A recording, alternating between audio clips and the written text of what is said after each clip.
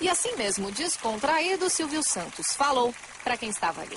Nós de televisão estamos vendo que por mais que a Record queira se aproximar da Globo, em todos esses anos ela não passou de 11 pontos e ultimamente ela tem caído para 10, para 9, para 8 pontos, o que significa que o público dificilmente vai deixar a Globo. A Globo é um muro e ultrapassar este muro a gente só consegue de vez em quando. É claro que se você tem um jogo de futebol entre o Corinthians e o São Paulo na Bandeirantes, pode dar 30, 40 pontos, mas no dia seguinte as pessoas voltam para a Globo.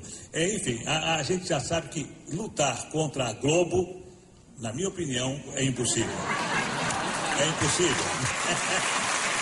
Alguns segredos do Silvio Santos, empresário, para nós, para mim, Gerson. Uma das coisas que não deve preocupar quem quer se meter em qualquer tipo de negócio é não se preocupar com os elogios ou com as críticas.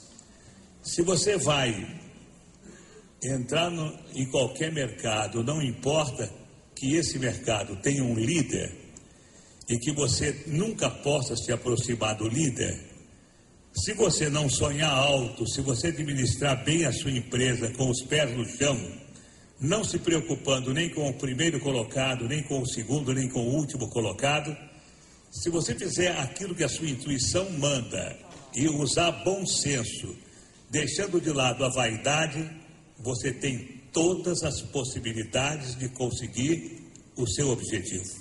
Não tenha dúvida.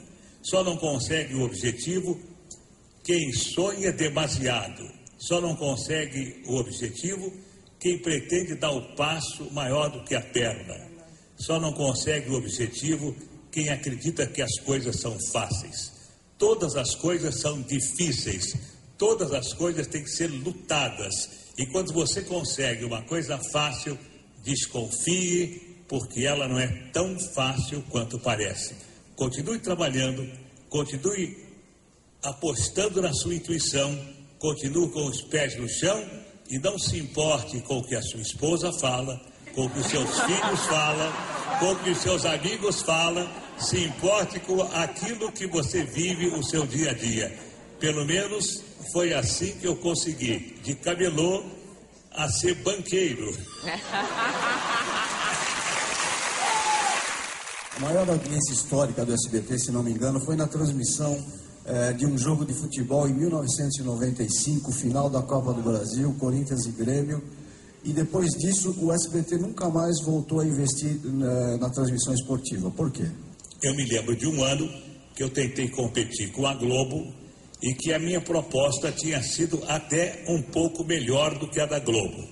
Mas aí me responderam de que a Globo tinha uma cláusula preferencial e que se ela cobrisse a minha proposta, ela ficaria com os direitos.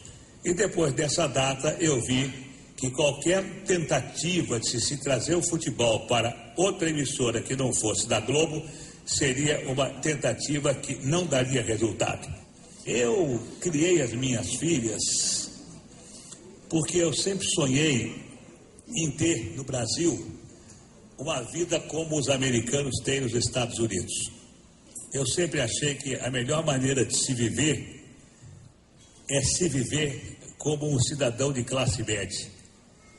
Tudo aquilo que passa de alguém que possa ter o suficiente para viver como um cidadão de classe média, na minha opinião, a malucada, como eu já disse a vocês, é troféu. O dinheiro, para mim, representa apenas troféus de sucesso, troféus de vitória. Durante as comemorações dos 30 anos do SBT, ao vê-lo falar, eu vi não um grupo de funcionários aplaudirem o patrão, um empresário. A sensação que eu tive foi um grupo de fãs aplaudindo e ouvindo um ídolo.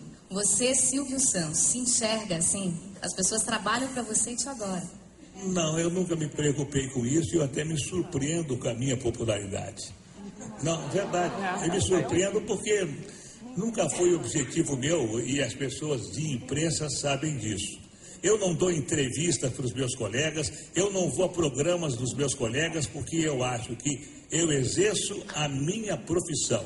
Eu faço aquilo que eu tenho que fazer como profissional.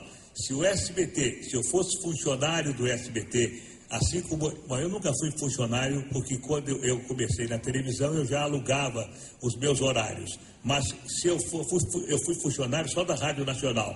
Mas eu sempre fiz aquilo que me mandaram fazer. Então, hoje no SBT, eu faço o meu programa e posso garantir a vocês, embora vocês vão dar risada, eu sou voluntário. Eu não ganho absolutamente nada, verdade? Os dirigentes do SBT estão aí para que não me deixem mentir. O SBT não me paga absolutamente nada, nada. Eu ganhava 300 mil reais do Baú da Felicidade para fazer o programa do Baú. O Baú fechou, não me pagaram mais nada.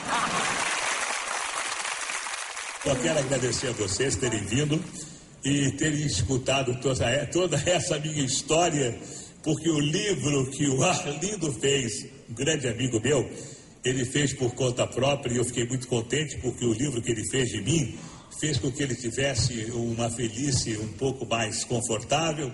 Venderam muitos livros, mas se tivesse que contar a minha história desde os 14 anos, quando eu comecei a minha vida de camelô, ou desde a escola pública, quando eu comecei a vender doces no recreio para ganhar doce, eu acho que dariam 3 ou 4 volumes. Então, vocês que vieram nesses 30 anos, eu só espero, dizendo com toda sinceridade, olhando para a minha vida, a sorte que eu tive, a saúde que eu tenho, a família que eu tenho, se vocês tiverem, e eu faço votos que tenham, vocês serão tão felizes quanto eu sou. Era a entrevista que eu queria ter.